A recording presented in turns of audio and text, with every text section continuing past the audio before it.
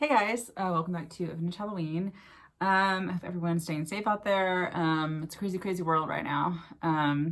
But I thought I would share more fun ghost stories from my childhood. I somehow, if y'all hadn't seen this video a couple years ago, I had posted more of my ghost stories from from when I was a child, and I somehow deleted it. I don't know what I did, but I thought I'd re-record it. Say that 20 times. Okay, so when I was a child, my earliest experience was in Massachusetts. We were actually living in Acton, Massachusetts, and our house was a reproduction Cape Cod house. So it's sort of, the first floor with, the pitched roof and sort of the half attic size in, the Cape sort of architecture. This was like a very well done replica, so it looked like 300 years old, but it was like new. It was like maybe like 20 years old, I don't know. So we lived there until I was 5 years old. So backing up, let's just back up to the beginning, shall we? So I was not born in Massachusetts. I was actually born in Louisiana. I was born in a suburb of New Orleans called Metairie. And I was born there. When I was 2, we moved to Massachusetts. So we lived in Acton in a couple of different houses. And then the Cape house was the last house we lived in Acton. And I was there for maybe like age 3 to 5. I think maybe we lived there for like 2 years. I don't remember a lot of what happened in this house, but I remember a lot of weird paranormal things. Like, for example, it had those old latch door handles, those colonial latches that were sort of, iron, and you have to like lift the latch up, it'd go sound, and that would just rattle. They would just rattle by themselves. I remember that happening a lot. Bizarrely, this is like the weirdest thing ever. So let me know if you've ever had anything happen to you similarly, but I was too afraid to sleep in my own bed. I don't remember a lot of what happened, but I know I saw more than one ghost there. I only remember one ghost clearly, but I was always afraid to sleep in my own bed. So my brother had bunk beds in his room, and so I would go and sleep on the top bunk in his bedroom because I didn't want to sleep by myself. And so every morning I would roll off the side of the bunk bed and I would float to the ground like a feather and land. And I wasn't dreaming because I did this every day for like months. Like I thought it was a game. I would roll off the top of the bunk and I would float like that, like a feather, and land on the ground. Like just go.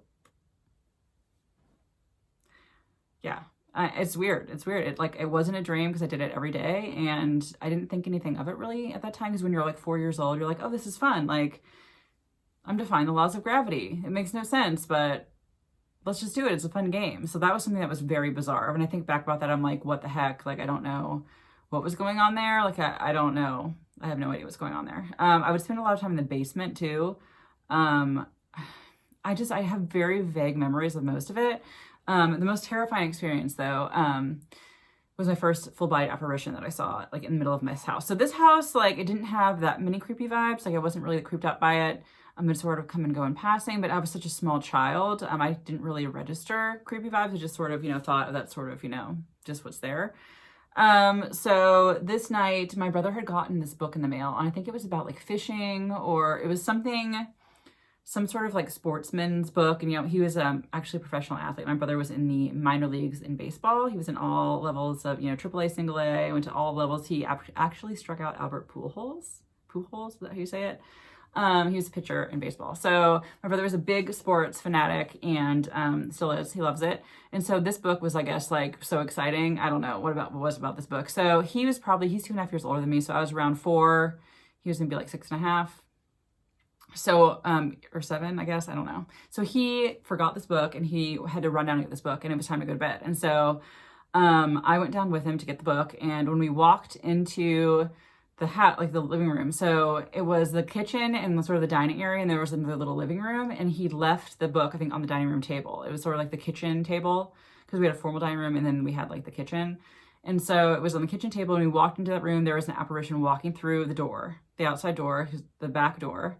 And it was like, I don't really know how to describe it, except it was like a man with like flowing robes. So he was walking like this, and like his hands were sort of outstretched, and I could see this like wind blowing his clothing. I don't know if he was wearing like a cloak or a cape or like what was going on. It just looked like sort of like robes blowing, but there was no wind, and he was incandescent and sort of like a bluish whitish color, and he was just floating, like he was coming at me, floating through the wall.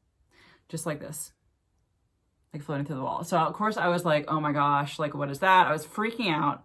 My brother, like, just like, okay. He never saw it. Like, to this day, he never saw it. He grabbed his book. We both ran upstairs, and I never saw it again. I don't know what it was. I don't know who it was.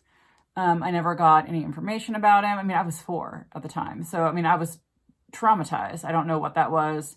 My dad and I would visit cemeteries often. So my mom had this science school. Like, she was a teacher. She's retired now, but she was a teacher. So she had a little science, like, weekend school where she teach sort of, you know, preschool age kids. I actually think my brother was part of that group. But I wasn't, because I was like too young. I was like younger than like the age group, I guess, she was teaching. So it might have been like older kids, like, you know, my brother's age, like 6-year-olds. I don't know. So my dad and I would go get ice cream. And since we lived in Acton, Massachusetts, it was really close to Concord, Massachusetts. And there were a lot of like cool old cemeteries. My dad's the big history buff. So we like went around and like looked at all the cemeteries. So I've always had sort of an interest in like, you know, macabre weird stuff because of that. But I mean, this apparition was like the first thing that really got me interested in like, what the heck was that? Like, what was that? Because it was weird. It was creepy. And it was like the way that it was floating and coming towards me, and also the way its clothing was billowing was like bizarre. Like, I've never seen anything like it before or since. So yes, that's my first full-bodied apparition. I've seen 2 in my life. The second one, so my mom decided she fell in love with this house in Littleton, Massachusetts. And that was the house I grew up in. It was another reproduction colonial. And this one was, you know, white. It was huge. It was definitely sort of one of those colonial ideal homes you'd think of. But it needed a lot of restoration. It was really run down. It was built maybe in like the 40s, I think. It had like all the original sort of 70s wallpaper. And like, it just, as a child, I remember walking in and being like, this is creepy. I don't like this house. I didn't like it at all. I had no say. And my mom was like, no, it's a fun project. Like, you know, we'll get it working, get it all set up and clean it up a little bit, and, you know, add an addition on the back and do all that stuff. So my parents were like super stoked about it. They like put in this whole front stone wall. Like, the thing is, the house, there was a big hill, right? And then the house was situated up on this big hill, at the top, sort of the middle of the 3-acre property. And then on either side was like a woodland forest on one side, and then like an apple orchard on the other side. In the apple orchard, I think it probably grew like Granny Smith apples. Don't peg me on that, because I don't know what kind of apples they were. But I mean, they had bagworms in the trees. Like, we didn't treat the trees to be able to use the apples. Like, we didn't like harvest them or anything like that. It was just sort of like a 1-acre fruit tree sort of spread, but it smelled heavenly in the fall, and it was beautiful. And I loved that. I loved the woods on the side. The house had a negative vibe. I did not like the house at all. And so we moved there. I think I was 5 years old when we moved there. And, it always felt creepy to me. It just always felt creepy I lived there for 10 years and always felt creepy. But anyway, so, when I was a kid, we moved in there, we were, you know, my mom was fixing it up. She was like wallpapering. My parents were fixing it up and everything like that. And every night I would hear the sound of like the dragging of a dress in the hallway. You know, that sort of like, like an old, like, long dress in the hallway. And of course that terrified me. I also at this time was babysat by my neighbor Kim, who's like the coolest, like, you know, high school teenager, and she would let me watch Unsolved Mysteries, which traumatized me. Like, I had to watch Unsolved Mysteries and I watched Watcher in the Woods as like a 5-year-old. So both of those traumatized me. But I mean, I don't think this influenced it. I mean, that's more of like, you know, murder mysteries. They did have some creepy paranormal stuff, but this was just like a separate thing that just like freaked me out every night. And I would always like pull the covers over my head and then just sort of, you know, have my eyes peering out, just because I was so terrified. I didn't want to see like what was there. But so I'd hear that sound, then I'd fall asleep and nothing would happen. And so one night I heard that sound. This is so creepy. It terrifies me to this day. I heard the sound. And of course, you know, I had the thing over my head and my covers over, and I shut my eyes and they were shut and they were shut and they were shut. And I heard the sound come closer, and I opened my eyes, and I peered out, and I saw a woman standing next to my bed. And she was iridescent, the same color as the man with the billowing robes, or whatever you want to say. I saw this portion of her. So this is what I saw. So if you were with me in the bed, this is the portion I saw. She had long, straight brown hair that came down to here, and she was wearing sort of a nightgown. It had a, you know, lace, square-shaped lace sort of bib with like lace trim and lace coming down and like a bow in the middle.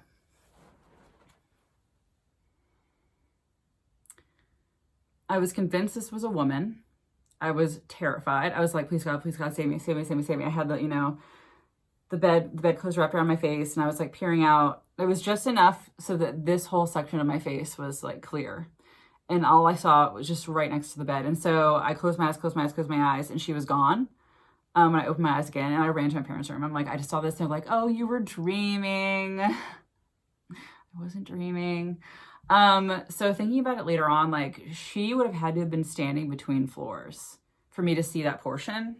Because to see this portion, like, even if you're a kid against the bed, where, like, the bed hits, like, below your hips, like, you wouldn't see that section. And she was an adult size woman. Like, it was like a woman size. It wasn't a kid. And so she would have had to be standing between floors. And that, like, freaks me out even more. And, like, I know this wasn't my mom. My mom has black hair, and it's short. So it wasn't my mom. She also didn't have, like, ruffly nightgowns. So, like, that's not her, like, thing. So it, like, terrifies me to this day. It terrifies me. I never saw her again, but I felt her around. And so that was sort of, like, I guess the start of me feeling things around me. And I always felt things around me. I've felt things around me since then. It's always sensing and not really seeing. It was terrifying. And so I would feel her around every now and then. And then I had my friend, one of my friends growing up, who came over, and she is very sensitive. And she's like, I don't like your house. I don't like your house. And I was like, here I am. I have a couple more interesting stories about that house. It happened to other people and not me. So my family never really experienced anything. We never had any, like, poltergeist activity or anything like that. It was just me sensing a presence there, and that was really it. But one of my friends, Julie, slept over, and there's dog hair all over my desk. I wonder where that came from. So my friend Julie slept over. I think I was maybe 8 or 9 at the time. I can't really remember how old I was, but somehow, like, I don't sleepwalk, but this night during our summer party, where I was sleepwalked. So off our kitchen, we had, like, some steps that went up over to the room over the garage, and that room over the garage had its own, you know, full bath, and it was sort of like the family room. It's sort of like where we had the TV, and we had, like, the big U-shaped couch, and we'd have, you know, we'd play Nintendo there. We'd, like, hang out, have slumber parties there. It had an air conditioning unit in there, so in the summer it was really great to be in there. So that's where we slept for summer parties. And so Julie and I were sleeping in the family room. I, of course, you know, woke up. I was sleepwalking. I went up to my room somehow, and I was running from closet to closet trying to hide. Like, I was afraid of something, and I woke up sort of like, what am I doing? Like, running from closet to closet, and then I just got in my bed and went to sleep. And so meanwhile, Julie wakes up downstairs, and she's like, where did Laura go? I don't know where she went, but she said that she heard a woman having a conversation with someone in the kitchen. And she looked out in the kitchen, and it was an old lady. And there weren't any old ladies. Both of my grandmothers, like, one lived in Texas and one lived in Ohio, and they weren't there. So there was no other lady it could have been. She said she was wide awake. Like, the woman was talking to someone, like another person. I don't remember, you know, what person she was talking to, but that just creeped me out. Poor thing. I sleepwalked and left her alone. But so that was a weird experience. And then another weird experience in that house, we had a plumber come, and he was coming to fix, you know, something that had gone, you know, awry or something. The basement was super creepy. Like, it had a crawl space, and, like, the crawl space, like, so it was like a dark dungeon, like the darkest pit of a dungeon you can think of, the creepiest horror movie basement you can think of. And, you know, the washer and dryer down there, and then you went back into the back realms of the basement, and there was, like, you know, maybe like a 6-foot wall, and at the top was like a little crawl space, and there was, like, tons of stuff buried up there, like chemical bottles and, like, baseball cards and, like, a lot of creepy, I don't know. So he was, like, back there, like, working on something, like, in that creepy area. My dad wouldn't let us go in the crawl space, but of course Kim, our babysitter, let us go in there. My dad was so mad. It was great though. So anyway, so the plumber was working back there, and so afterwards he asked my dad if he knew of anything, like, weird happening on the property. And my dad's like, no, like, we don't know anything about it. I know it was built by a family called the Sullivan family, and, you know, all the kids live in, like, Swampscott or something like that. Like, they're, like, grown and moved away. He was like, well, I'm psychic, and I can tell you, like, some things have gone down here. He said that, like, he thought there was a battle there, like, maybe like a Native American battle, which is totally plausible. I don't think we ever, like, looked into it, but he felt like there was, like, some negative energy there from a negative thing. So Dad, of course, was like, oh, that's funny. Like, you know, parents. And I was like, that's interesting. I didn't ever sense, the only one that I sensed really was the woman there, and just sort of like a dark, sort of depressing vibe. And that was really the only thing that I noticed there. So that was my house in Littleton, Massachusetts. And then we moved to Texas, and I've never experienced any hauntings, any place I've lived in Texas, except my cottage in the country. I felt like there was like a lady there, and she wouldn't go away. And I was like, you have to get out because I'm here. She's like, I'm not bothering you. Why are you mad? So I'll start at the beginning of this story. This is a long video. So I moved to LaGrange, Texas in 2015. And I lived in like a 100-year-old little cottage. And if you go back like way into the early videos I did, they're like really bad quality. I apologize for those. But you can sort of see the cottage. It was really cute and sort of Victorian. And I loved it there. But when I got there, like there was clearly a presence there. Like I felt like, and I was trying to find my sage. Like I was trying to find something I could like, bless the house, make myself feel better, and I was like walking around the house, and I couldn't find it for like an hour and a half. And I just felt like this, like I was being watched. I felt like it was an old woman, and she was watching me. It was just very uncomfortable. So I called a healer, a friend of mine, and she sort of handled it. But like, I never really felt comfortable there. When I got Toby, I felt okay. Like it was okay there when I got Toby. But like when I was like leaving the house and like I moved everything out, and Toby was, in Houston because I was moving back to Houston. So I lived there for about 2.5 years. And then Toby and I moved back to Houston. And so I brought Toby to my dad's house because I moved home to live with my dad until I found a job, and then I moved out. And so Toby was there, and then without Toby there, I could feel her there again. And I felt like initially she was like, why are you mad about me being here? Like, I live here. I'm not bothering you. I'm like, you are bothering me because you're watching me. So yeah, I had experiences on and off my whole life, but the 2 apparitions as a child are the scariest by far. It's because it's just creepy. And then also it only happened to me. It didn't really happen to any of my family members. Like nothing happened to them. So I don't know. What can I say? Anyways, so this is a long video, but that is sort of my, Origin ghost stories from when I was a kid. And let me know if you've had similar experiences or if anything else has happened to you like that. Creep town. But yeah, so yeah. Hope you have a spooktacular day, and I'll talk to you guys later.